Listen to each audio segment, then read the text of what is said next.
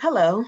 So I am Sherry Butler, and this is an interview with a community leader for the class Community and Nonprofit Ministry.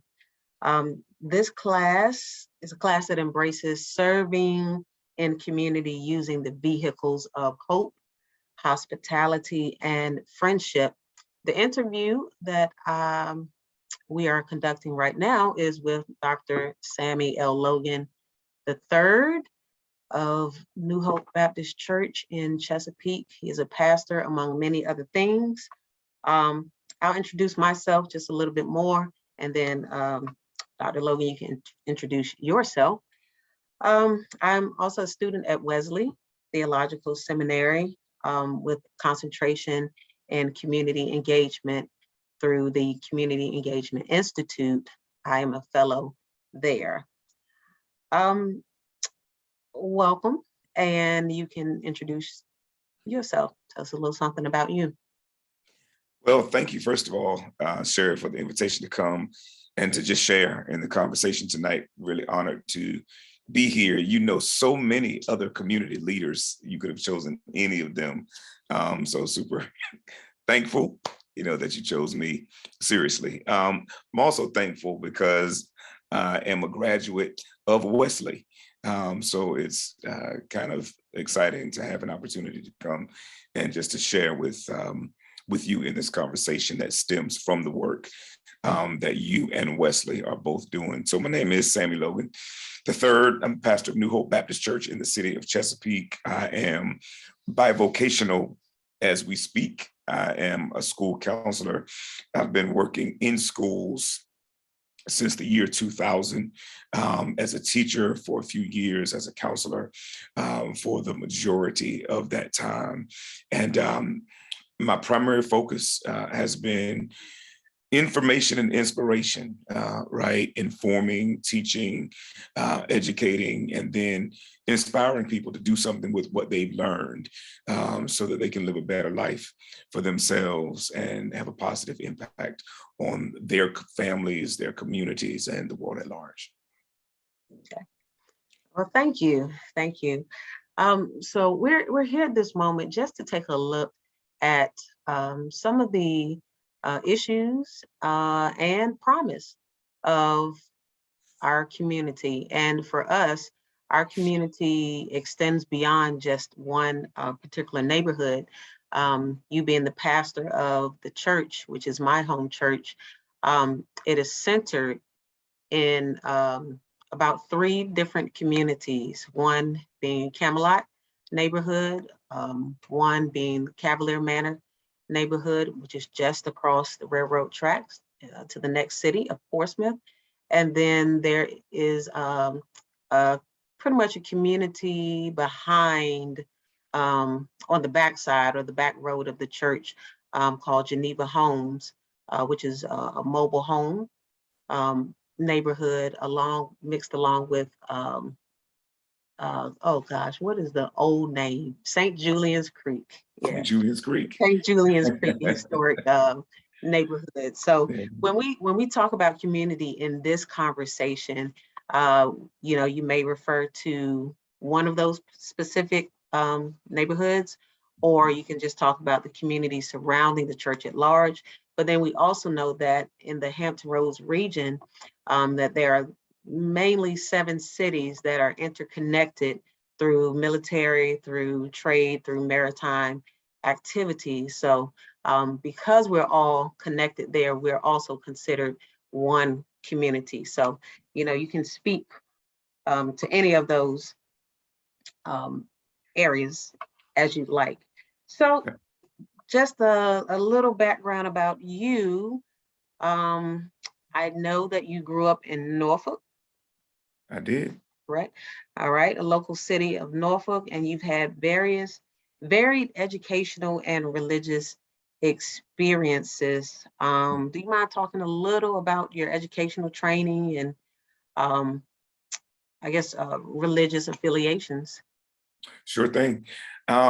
So I am, as you said, from the city of Norfolk. And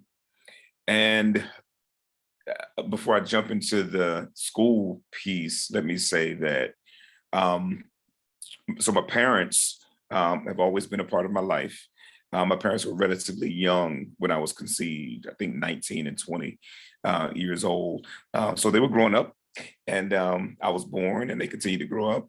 And their parents were very instrumental in their lives.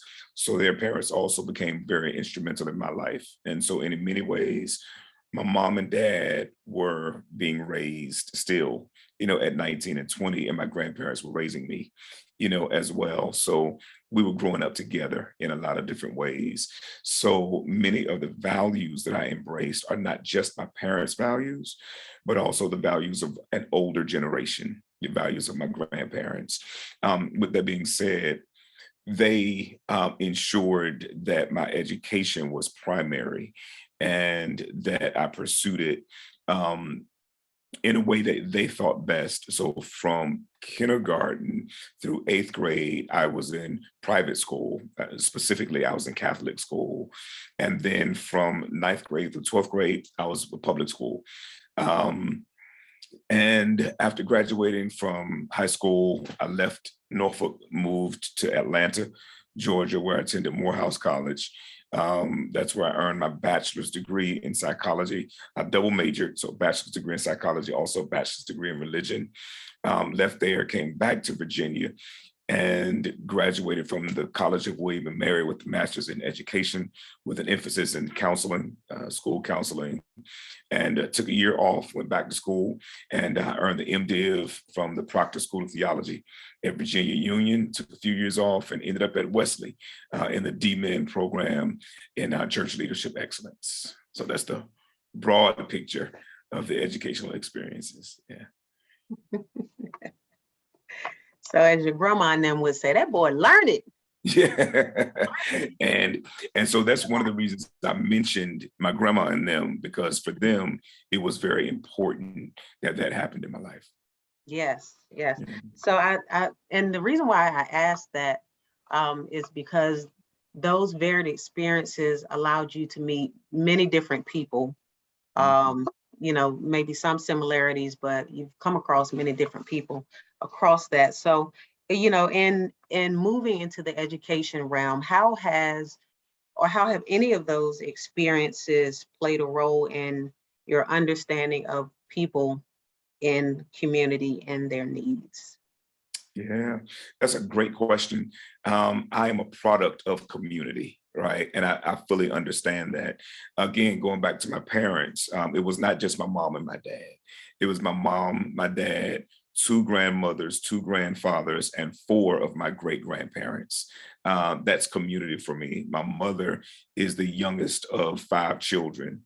That's extended community for me. My father has one brother who lived in the house with my grandparents for quite some time. That's community for me. I'm a boys club kid. That's community for me. The school that I went to was a very small, tight-knit school. So it was community, and it was connected to the church that my grandparents were a part of. That's community. My grandfather was the pastor of a relatively small Pentecostal church. That's community. Everybody knew me, and I knew everybody. So for me, I am who I am because of the community that helped to raise me, right? And so because education was impressed upon me at an early age as something that was not optional, but something that I had to really, really work hard to earn, the high school diploma and the degrees. I became passionate about it. I saw the doors that it opened for me, even if the doors weren't always doors to high paying positions. A lot of times they were just doors into conversations where my voice could be influential, right? Because the information that I had allowed me to have some impact on other people. I became passionate about it, and that's what led me to the field of education. Okay.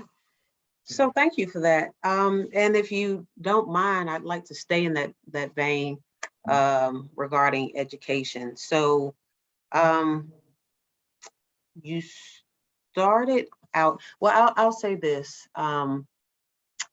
When you enter a community or a new school, um, you do something called asset mapping. A lot of people don't know that they're actually doing this once you start a new job, especially something dealing with other people.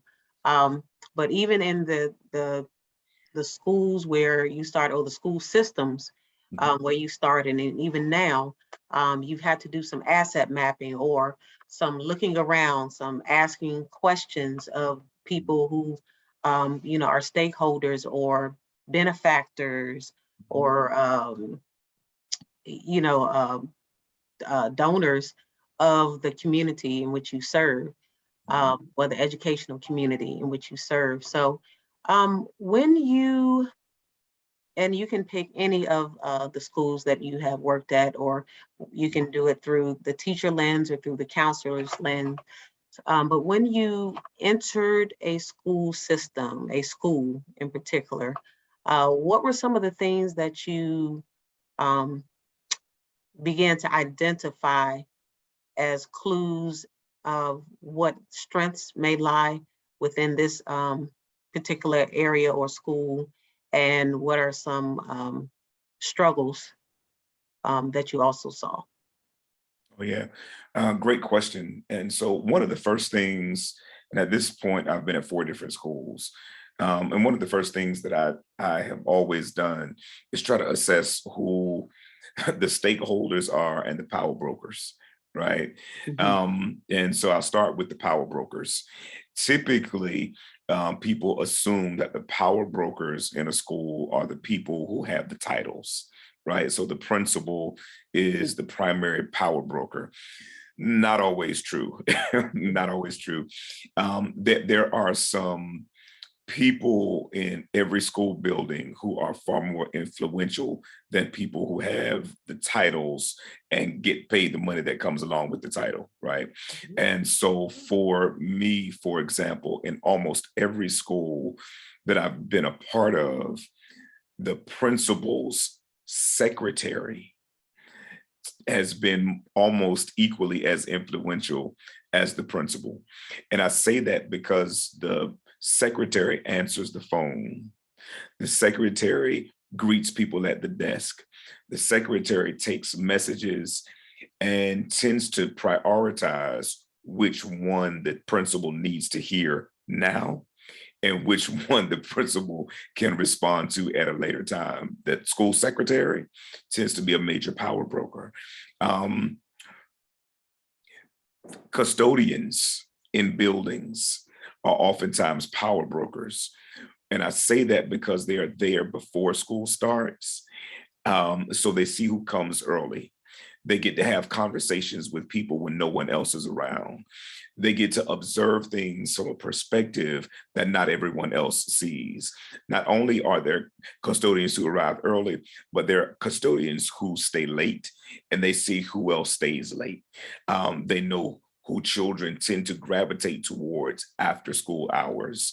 They know that they can't go into this particular classroom to clean up right now because that teacher is in there with those kids until 5 p.m. every single day, right?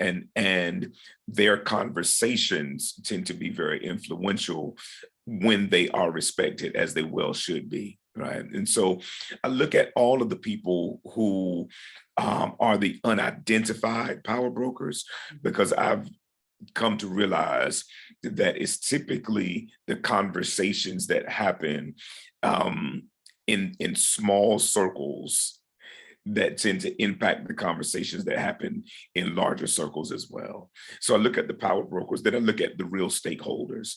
In an ideal situation in every school, the stakeholders ought to be the children primarily, the students. So then we have to look at who they are. We have to look at their demographics. We have to look at the areas where they seem to be achieving, in the areas where they seem to be struggling. We have to look at things like attendance records and discipline issues and all of that kind of stuff. We also have to look at the larger community that they come from and the issues outside of the school, because the issues that are outside of the school rarely get to stay outside of the school. They're typically brought into the school Mhm. with the students who are in the classrooms. So sometimes, it's just not wise to start the day fussing because Johnny doesn't have a pencil and an ink pen. Let's talk about why Johnny doesn't have a pencil or an ink pen. And by the time we finish that conversation, you may just be glad that Johnny made it to school that day. Yes, yes. So that last point there actually brings me into one of the vehicles that we're discussing in class as far as transforming and improving community, which is friendship. Mhm. You just talked about how the custodian recognizes that there are some students that are just gonna, gravitate to certain teachers.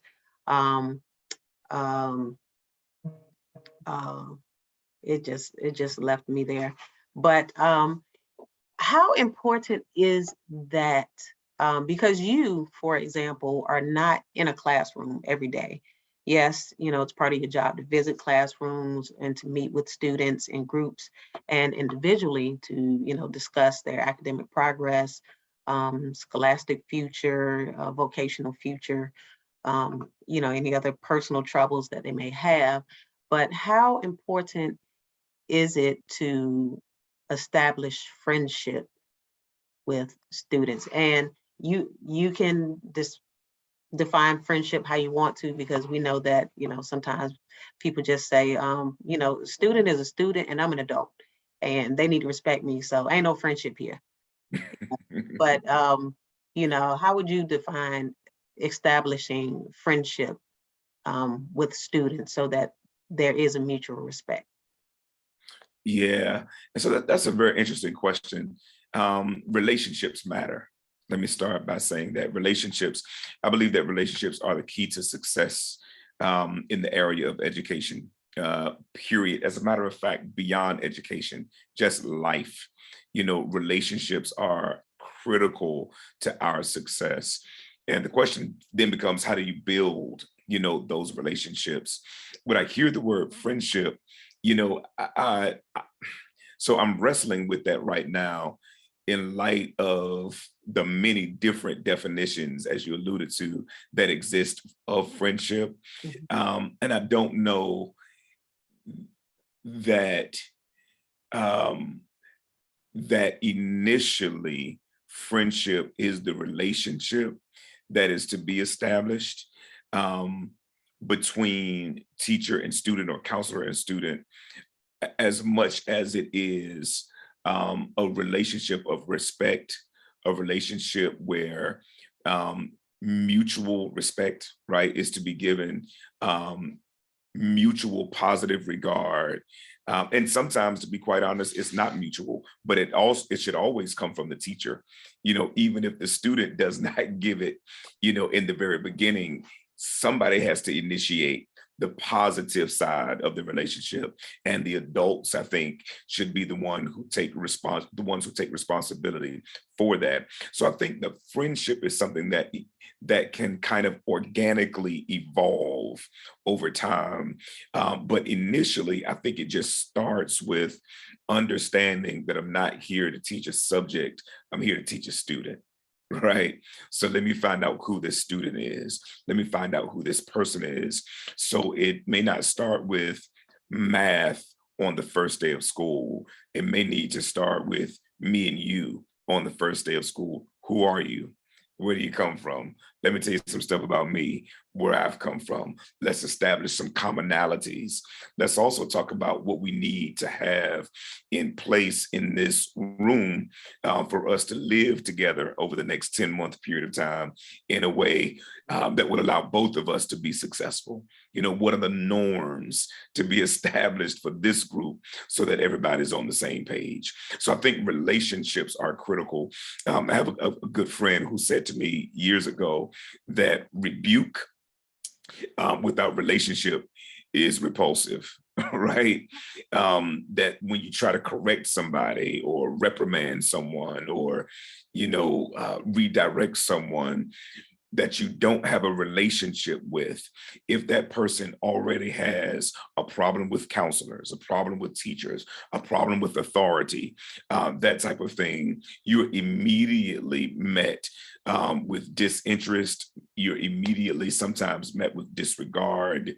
You're immediately met with tension, because instead of saying good morning, my name is Mr. Logan, you started with, why don't you sit down and be quiet and take that head off? Mhm. let's start differently.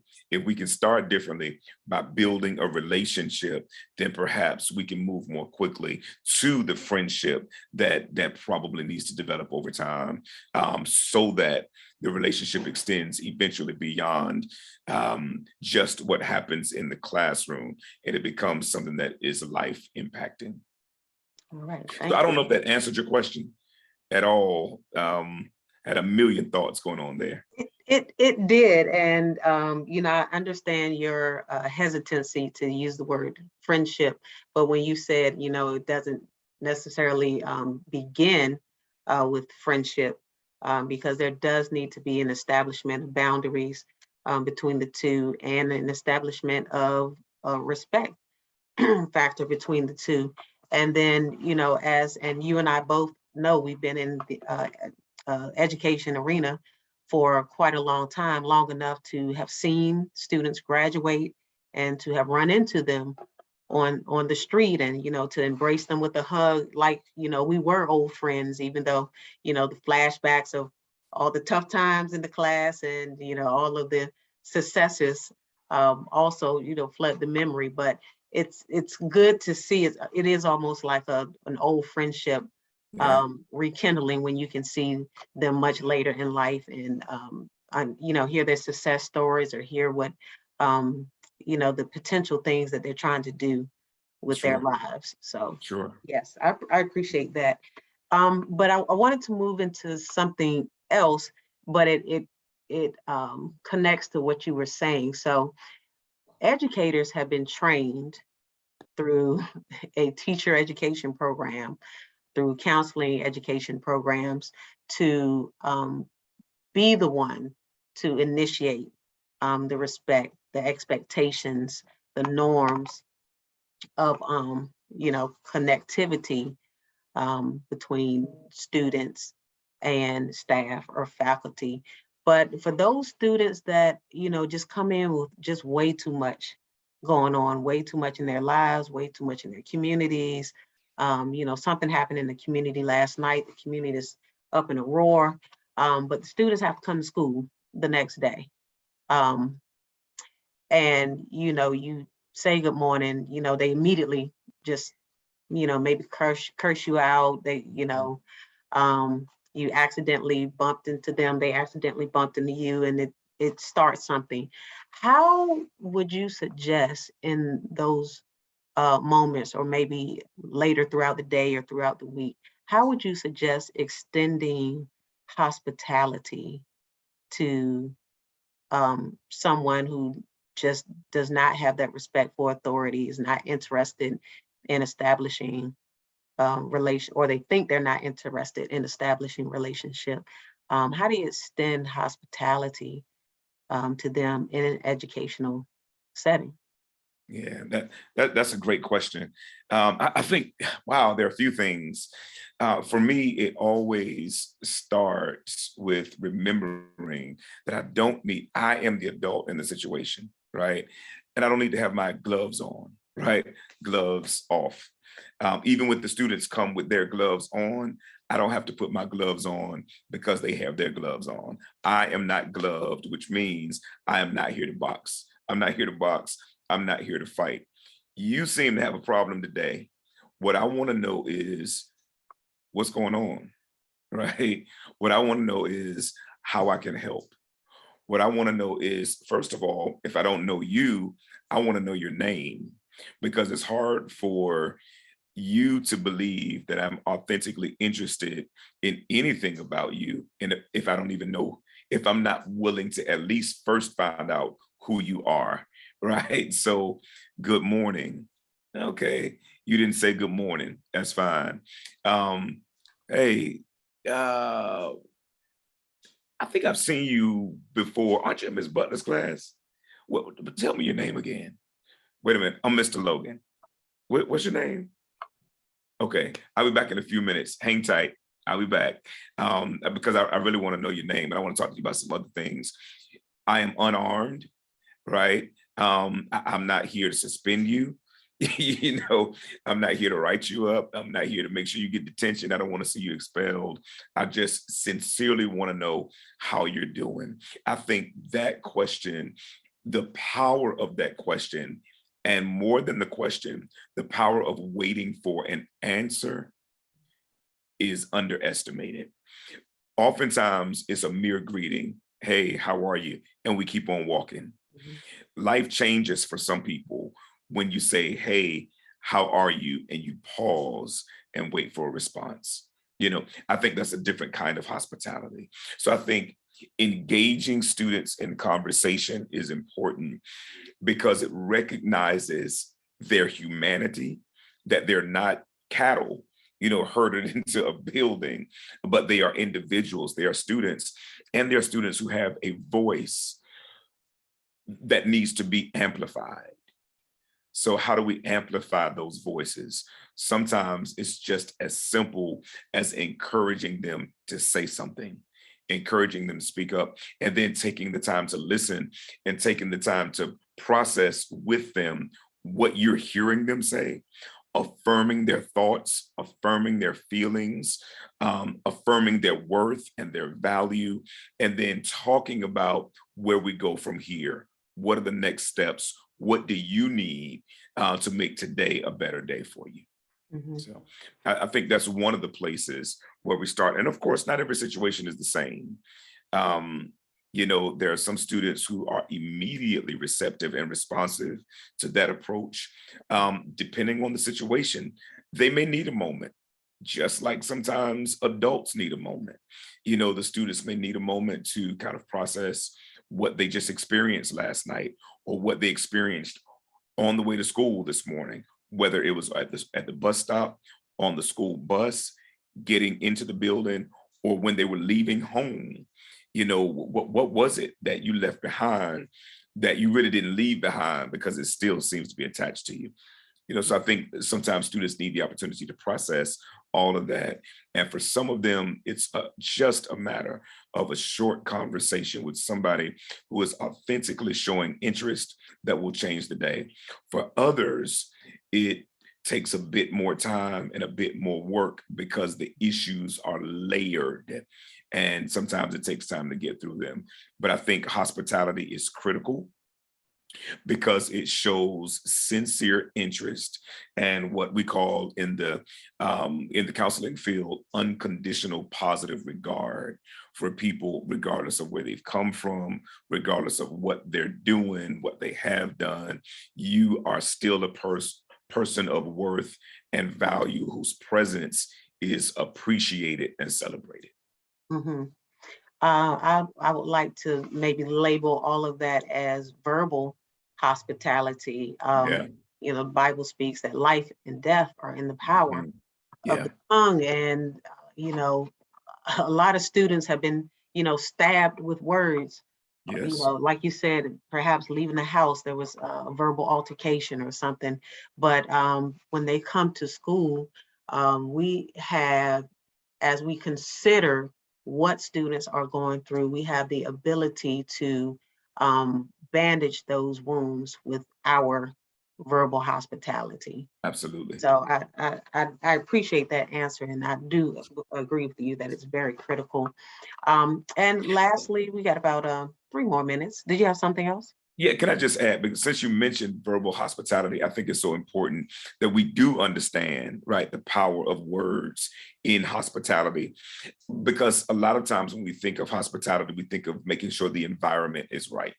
Mhm. You know, does it look right? Does it smell right? Does it sound right? Is the ambiance right? You know, those things, and those things certainly contribute, you know, to a hospitable environment. But in many schools where funding is limited, you do not have those creature comforts. You don't have those luxuries. But the words that are spoken in dilapidated buildings can determine how a student feels about him or herself far more than the investments that are made into the building themselves. Now, to be sure, schools ought to be well funded. And to be clear, children deserve to be in places that are safe and presentable and sufficient for facilitating learning. But even in environments that are not always conducive of the best, learning situation, the words from supportive people can sometimes make up the difference. They really do matter. Yeah. They really do. I'm just thinking of the potential Supreme Court nominee, first African-American Judge Ketanji Brown. And there was just an article maybe a couple of weeks ago where she shared that there was a teacher or a counselor, I can't remember which, that, said that she would not, they just could not see her being a judge or a person of, a good influence and a high powered position like that. So she could have taken that and, just ran with it for the rest of her life. And, we may never know her name in the capacity that we know now, but, someone else, I'm sure someone else also dropped a verbal nugget into her. And that was far more influential. So as we close this out, I just want to ask you something, and you can be honest as much as you like without calling names, but we are aware that because of the COVID pandemic, that educating students is a struggle right now. It is a high challenge. It's not impossible, but it is challenging. What are some of the things that maybe, without sharing names or personal situations, what are maybe one or two things that students have shared with you that gave you a sense of that they lack hope or they don't see hope of a better world for them? Yeah, absolutely. So anxiety and depression are high on the list. Right now, I'm currently working in a high school setting, and we have quite a few students who are struggling with anxiety and depression, and much of it has been related to the isolation that they experienced during the pandemic and the uncertainty that's followed. That's followed the release of the mask mandates and the relaxing of various COVID restrictions. Many students are just uncertain about what tomorrow holds. Do I wear a mask? Don't I wear a mask?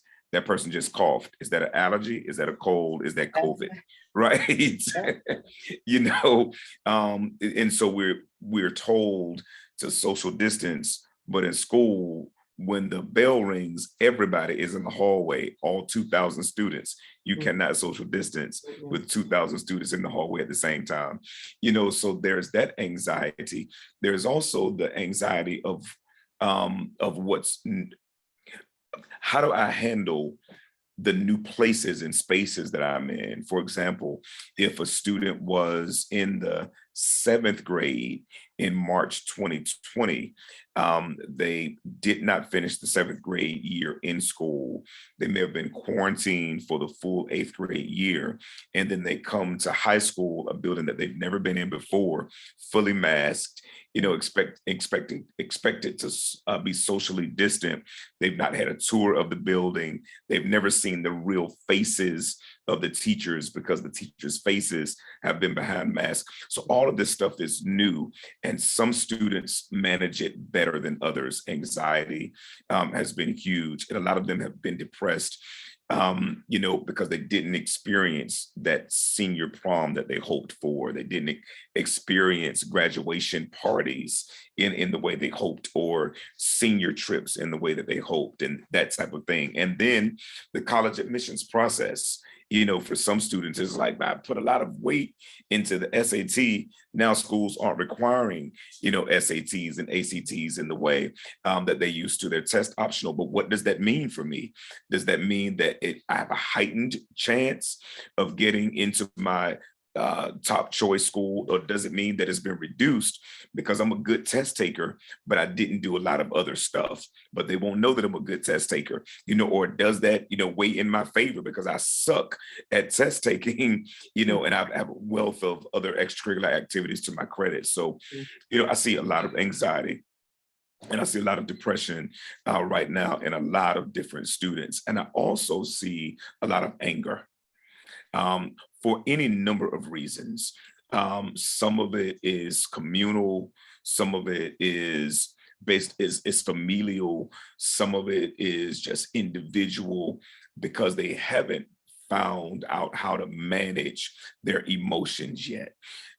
We're dealing with a lot of that, and the results are fights, fights, verbal altercations, and a series of other bad decisions. And I think sometimes, violence tends to be an expression Right. of hopelessness, Yes. depending on the target, and depending on the motivation. Sometimes that violence, that anxiety, that depression can all be related to a sense of hopelessness. Mm. Well, thank you for sharing that. I hadn't even thought about the internalization of those emotions and them being manifested on the outside. Um, but, life is not over yet. Right. So if you don't mind, can you share, or can you think of, if you can think of it now, some moments or instances where, students have, even you going into, building, and after, perhaps having to um, mediate a fight or something, or some altercation, after dealing with that process, have there been some moments where students have, rekindled the light of hope for you? Absolutely. Absolutely. And oftentimes it comes during the conversation where we speak to the pain, right? Where we speak to the anxiety, speak to the depression, speak to the anger, speak to the uncertainties, speak to the doubts. We speak to all of those things, and help students see that there is typically more than one way to see a situation, right? And so when we talk about the anger, well, let's talk about how did this fight get started? Right. Let's get down to the root. What's the root of the situation? Now that we've identified the root of the situation, let's talk about how things could have been handled differently. And for me, seeing that light bulb come on, particularly when it's before the fight, during a conflict mediation session or something like that, when the light bulb comes on and they recognize, I didn't have to do that, or we don't have to do this, or we can make better decisions, or we can take another approach to how we manage, our conflict. It's a good feeling. And even with anxiety, helping students to process, why they're feeling what they're feeling. And even if we can't always help them completely alleviate the anxiety, even if we can help them cope with it in a manner that helps them make progress and not be controlled, by the anxiety, that's a good feeling. And for the depression, understanding the source of it, I think is important. Where is it coming from? Is it based upon the situation? Is it based upon some relationship stuff? Is it based upon acceptance or rejection? Let's talk about that. When we identify the root of it, it typically allows us to begin to move in a direction of freedom. Okay, I like that. So as a pastor, as about by vocational pastor, your your pastorship, your bringing of the good news is not only for the people of the church, but it's also for the vocational setting, Mhm. um, where you are placed at the moment. So just this last question for you, Mhm. um, about thinking of some of your aspirations for education. What what is one maybe hope filled um, aspiration you would like to achieve? It's just to make sure I'm understanding the question. What is a like a personal, I guess, aspiration that I hope to see Yes. students realize? Yeah. And to be honest with you, I think it would be self-worth. I think it would be summed up in self-worth. It would be helping students see who they are and what they can become. And it doesn't have to be what anybody else is.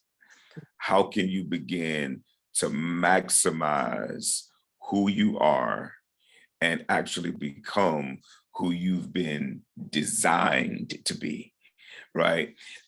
So for this, and here's a prime example. Here's a prime example.